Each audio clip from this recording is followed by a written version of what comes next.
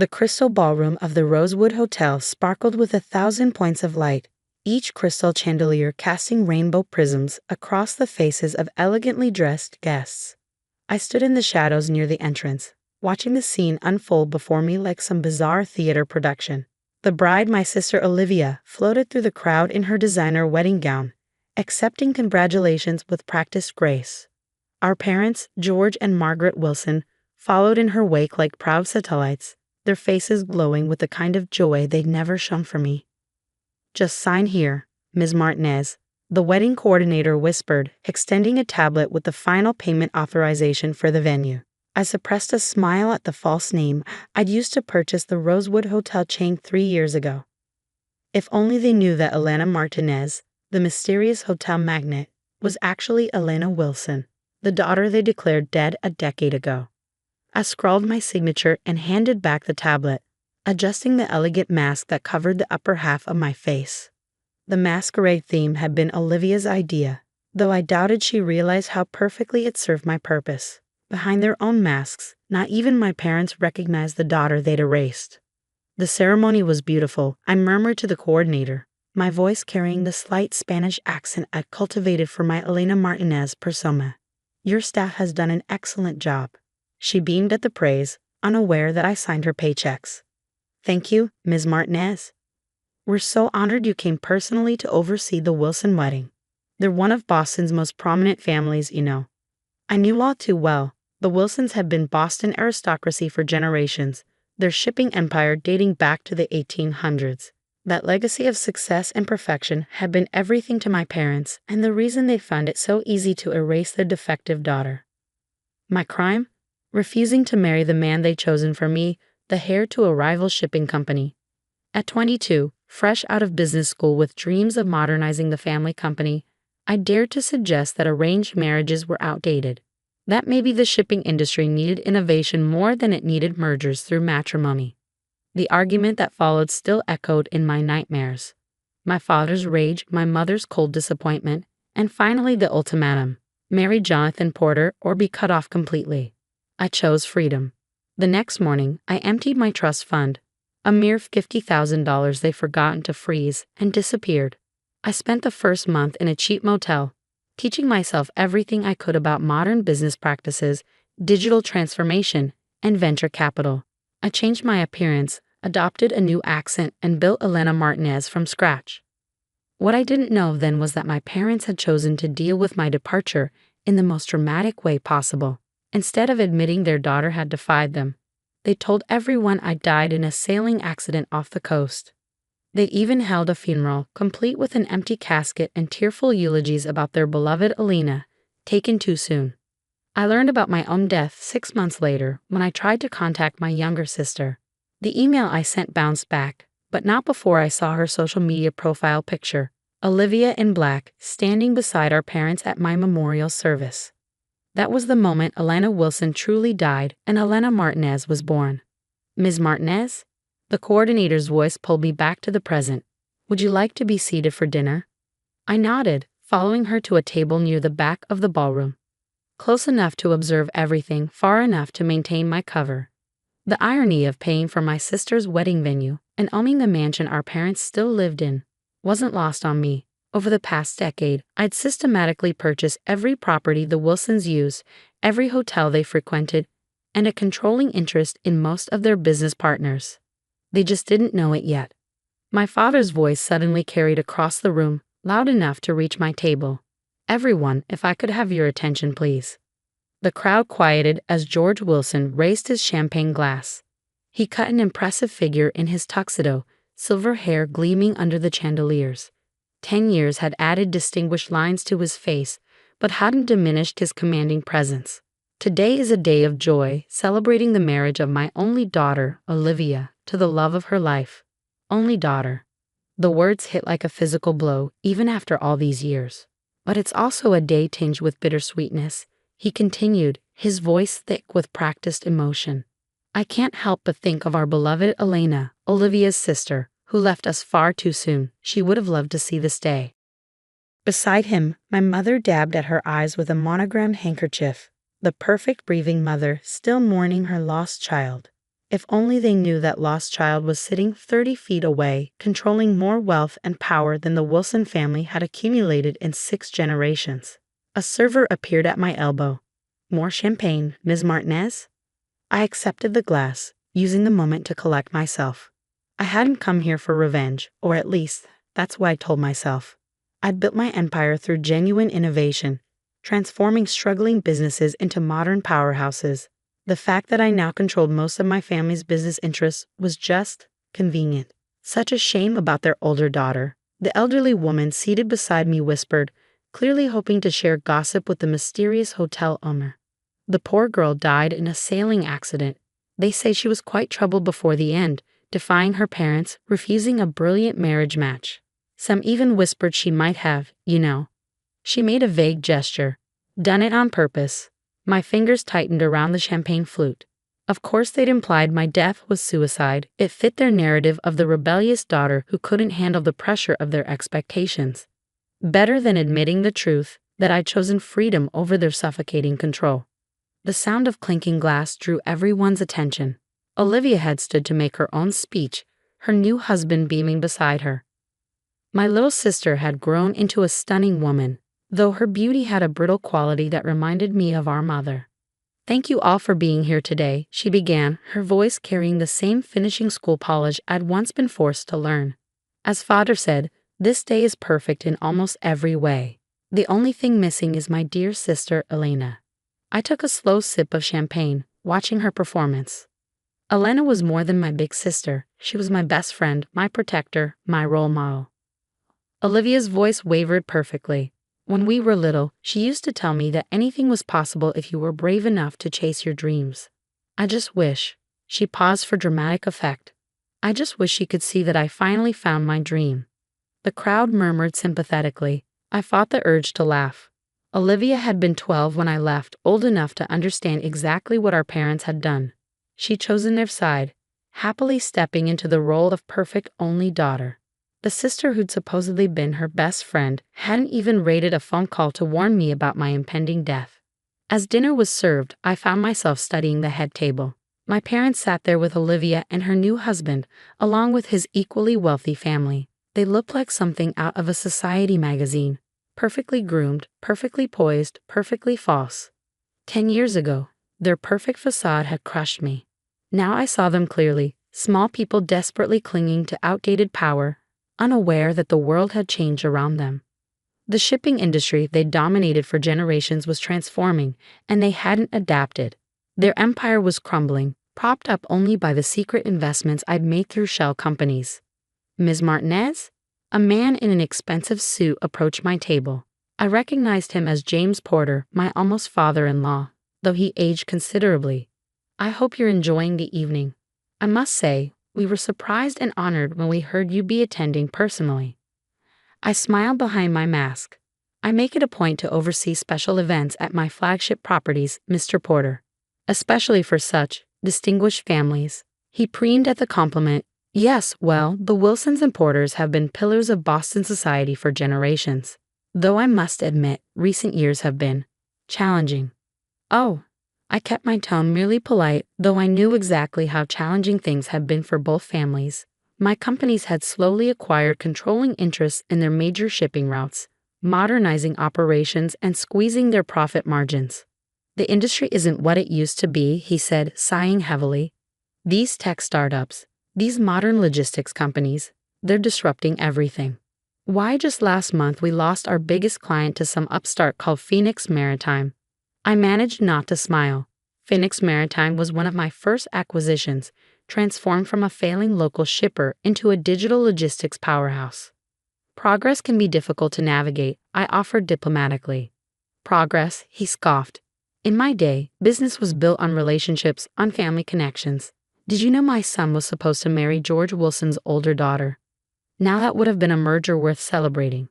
But the girl had other ideas." He shook his head. "Tragic. What happened to her? Though perhaps for the best, given her rebellious nature." The crystal flute in my hand threatened to shatter under my grip. Before I could respond, a commotion at the head table drew everyone's attention.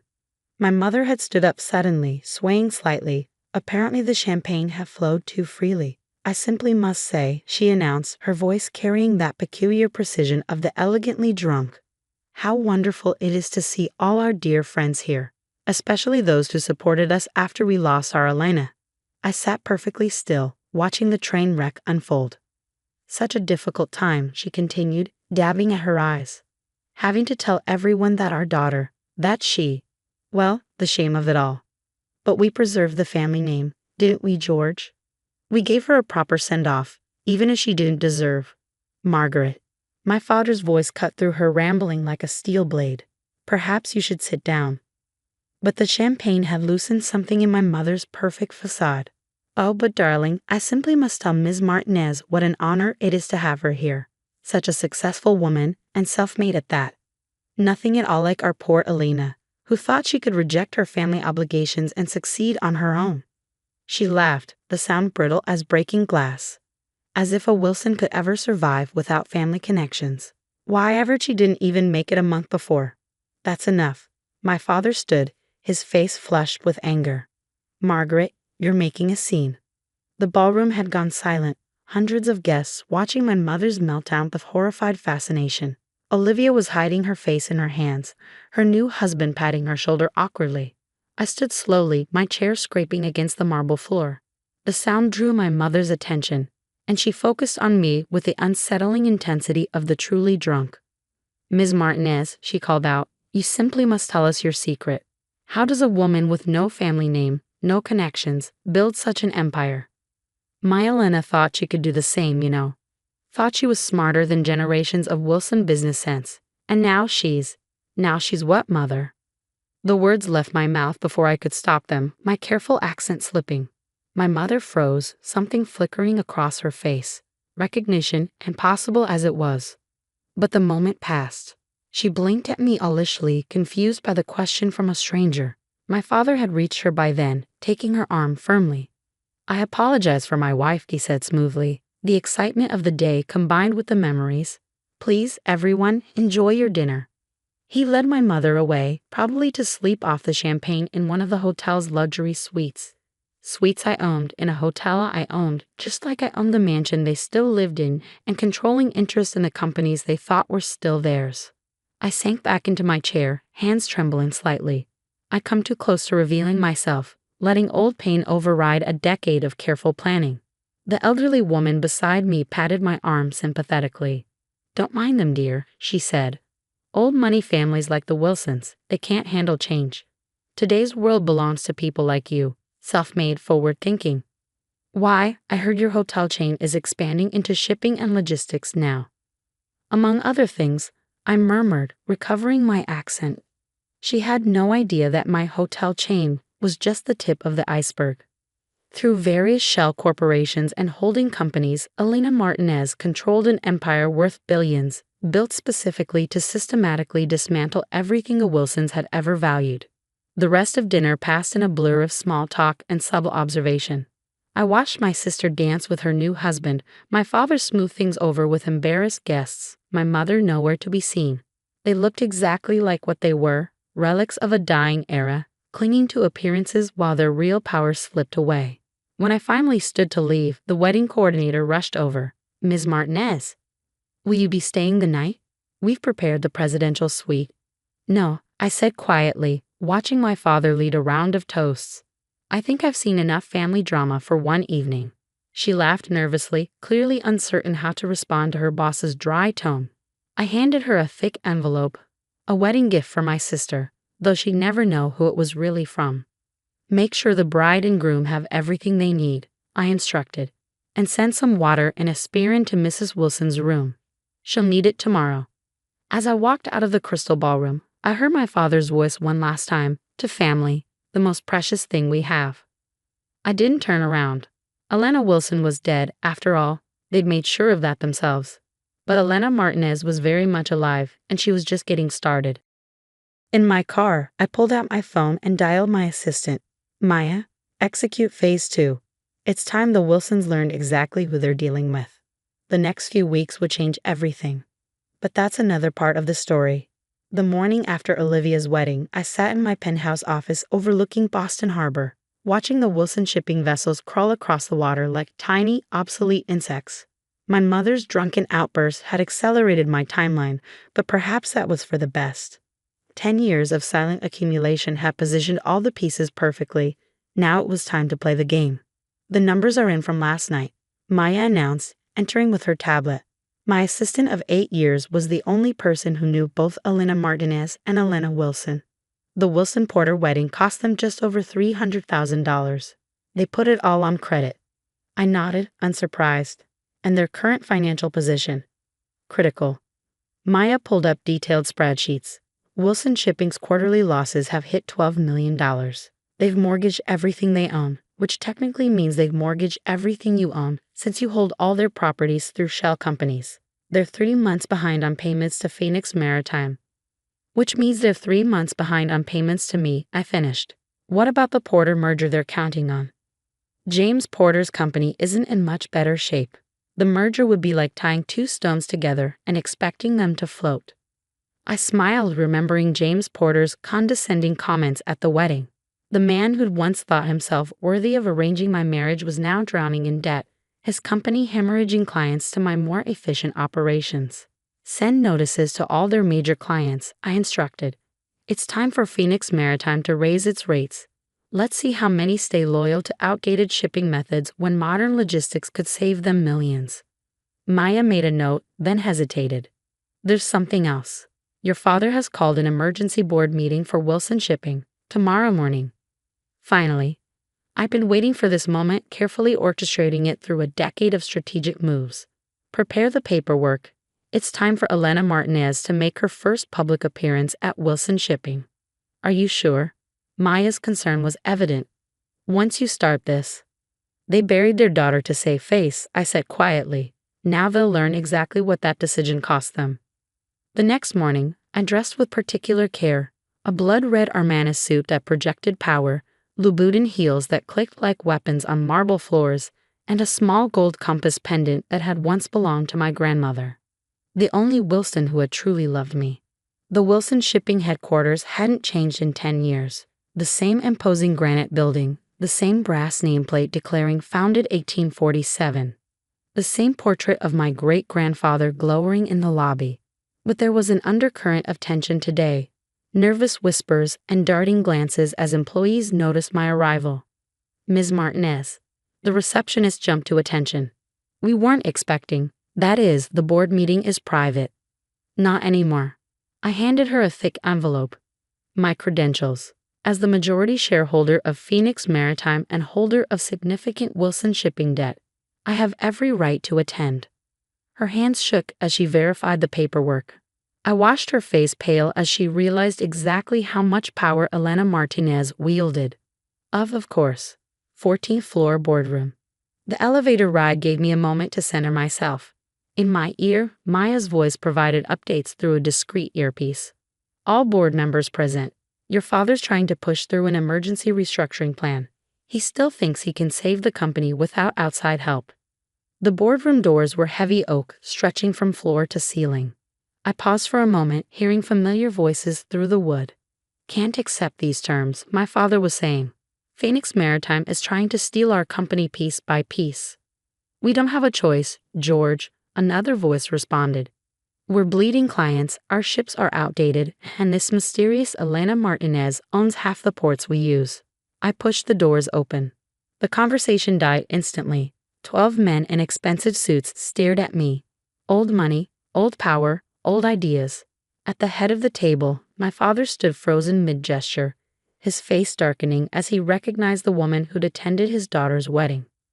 Ms. Martinez, he managed finally. This is a private meeting. Not anymore. I strode to the table, my heels echoing in the silence. Please don't let me interrupt your discussion of my company's terms. Your company? He spat the words. Phoenix Maritime is nothing but an upstart using digital gimmicks to steal established clients. Wilson Shipping has survived for 6 generations, and will survive for precisely 12 more days. I cut in smoothly. Unless you accept the merger terms I'm about to offer. I placed a folder on the table. Inside was the culmination of 10 years' work. Documents proving my ownership of their buildings, their warehouses, their homes. Evidence of their mounting debts, their failed modernization attempts, their desperate efforts to maintain appearances while their empire crumbled. "This is impossible," my father whispered, flipping through pages. "These properties, our house, the hotel chain, all belong to me," I confirmed, "along with controlling interest in most of your remaining clients' companies.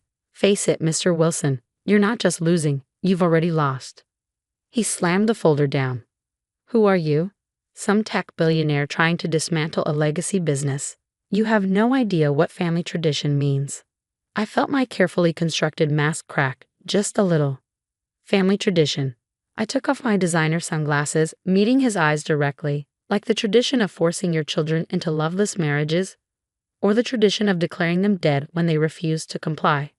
The color drained from his face. "No," he whispered. "It's not possible." Elena, one of the older board members, breathed, recognition dawning. "My God, Elena Wilson." I smiled, not pleasantly. "Elena Martinez, actually. I took the name after you killed me. Makes for a better corporate image than being the dead daughter of a failing shipping magnate." Chaos erupted in the boardroom. Board members shouted questions. My father stumbled back into his chair, and somewhere in the building, an emergency alarm began to wail. "Enough." My voice cut through the noise like a whip. "You have exactly 24 hours to accept the merger proposal. If you refuse, I call in all outstanding debts and sell your remaining assets to my subsidiaries. Your choice." I turned to leave, then paused at the door. "Oh, and father, you might want to check on mother. I hear she's still recovering from quite a spectacle at Olivia's wedding." Security guards burst in as I walked out, responding to some panic button my father had probably pressed. I smiled at them as I passed. They worked for me too, though they didn't know it yet. In the elevator, Maya's voice came through my earpiece. "Well, that was dramatic." "They always love theatrics," I replied. "I learned from the best. Your mother's waiting in the lobby." I stiffened. "What?" "She arrived about 5 minutes ago. Looks like she's mostly recovered from the champagne." The elevator doors opened, and there she was. Margaret Wilson, Boston society matron. Perfectly coiffed even in the middle of her world collapsing. She stood near the great-grandfather's portrait, and for a moment I saw myself at 18, standing in that same spot while she lectured me about family duty.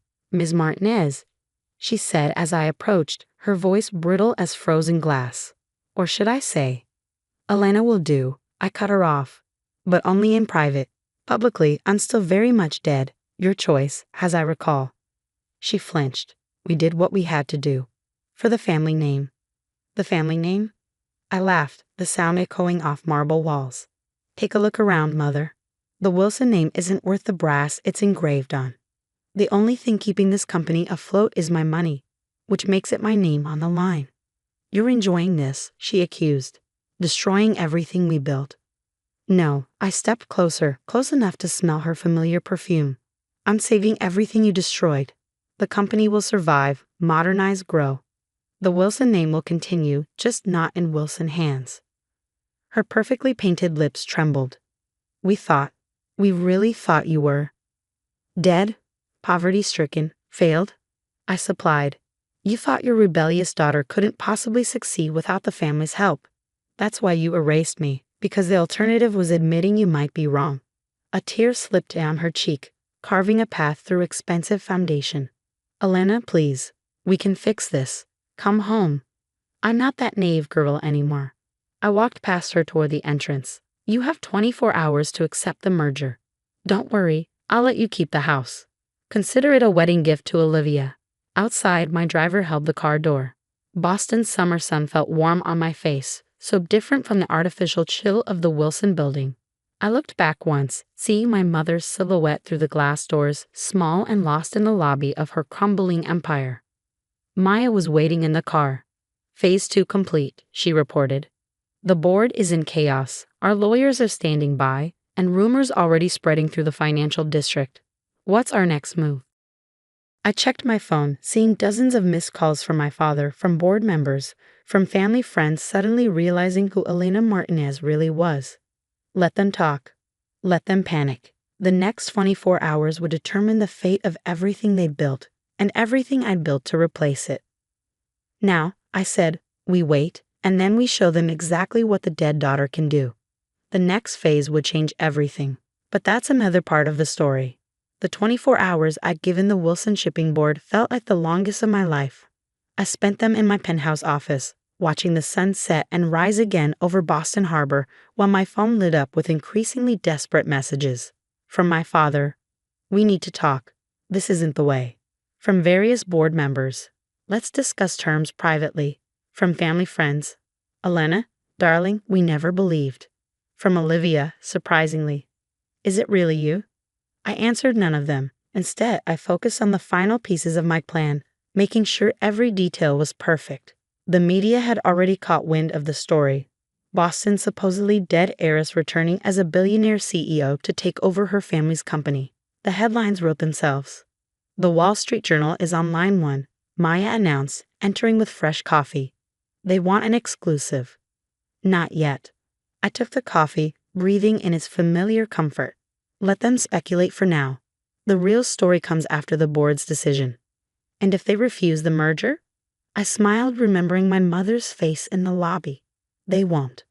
Right on cue, my phone buzzed with a message from the board's secretary. The vote was in. Unanimous acceptance of Phoenix Maritime's merger terms. My father hadn't even voted against it. Perhaps he finally recognized the inevitable.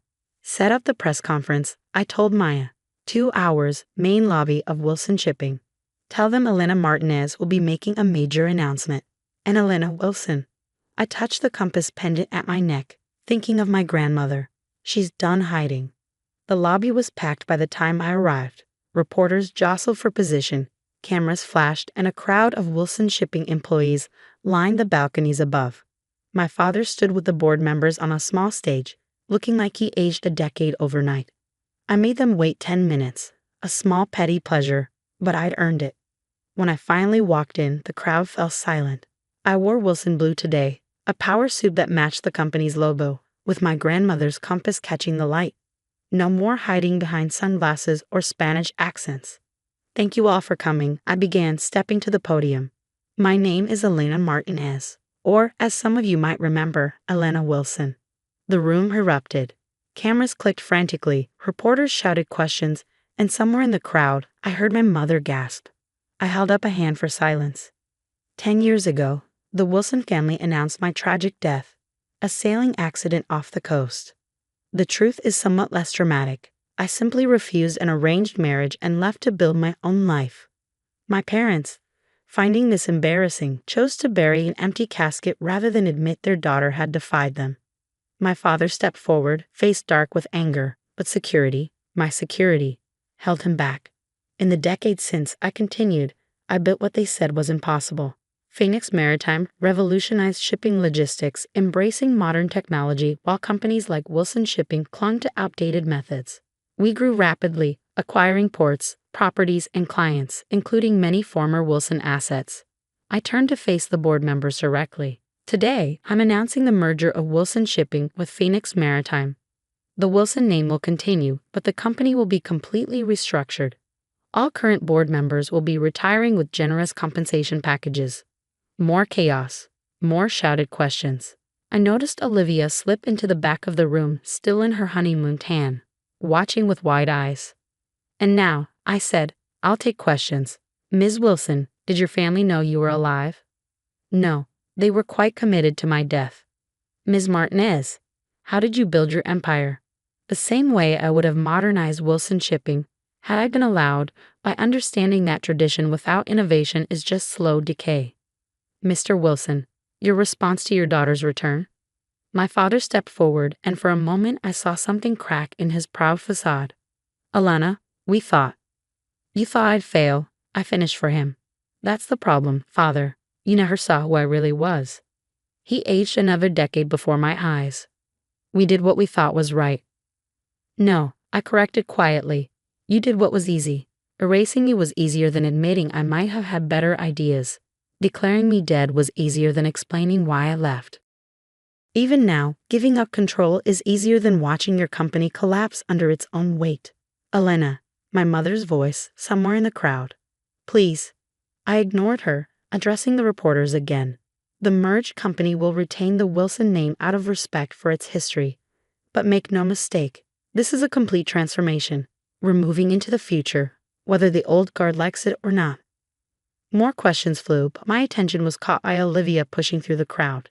She looked different from the polished bride of 2 days ago, younger somehow, more like the sister I remembered. You were there, she said, reaching the stage. At my wedding. You watched us all. Pretend to mourn me. I raised an eyebrow. Yes. I knew.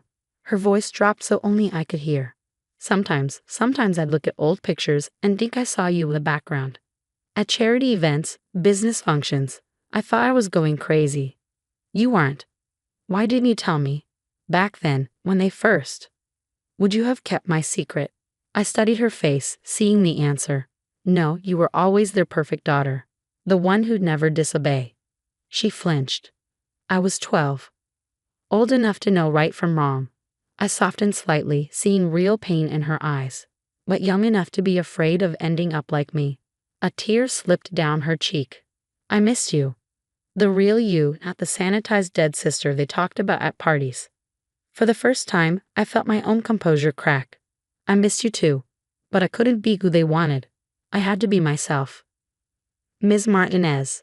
A reporter's shout broke the moment. What happens to the Wilson family now? I turned back to the crowd, professional mask firmly in place. They'll retain their personal assets, those that aren't already legally mine, and receive fair compensation for their shares. I'm not here for revenge. I'm here to save a company that lost its way. And the family relationships. I looked at my father, defeated on his stage, my mother crying quietly in the crowd. Olivia, torn between the sister she'd lost and the parents she'd chosen. Some things, I said quietly, can't be fixed with money or business deals. The Wilsons declared their daughter dead rather than accept her choices. That doesn't go away just because she came back successful. The press conference wound down after that. Reporters got their sound bites, photographers got their shots of the prodigal daughter triumphant, and gradually the crowd dispersed. I stayed on stage, watching my parents huddle with their lawyers while Olivia hovered uncertainly between us. Maya appeared at my elbow. The papers are ready to sign. Private conference room. I nodded. Give me a minute. When the lobby was almost empty, I walked to where my parents stood.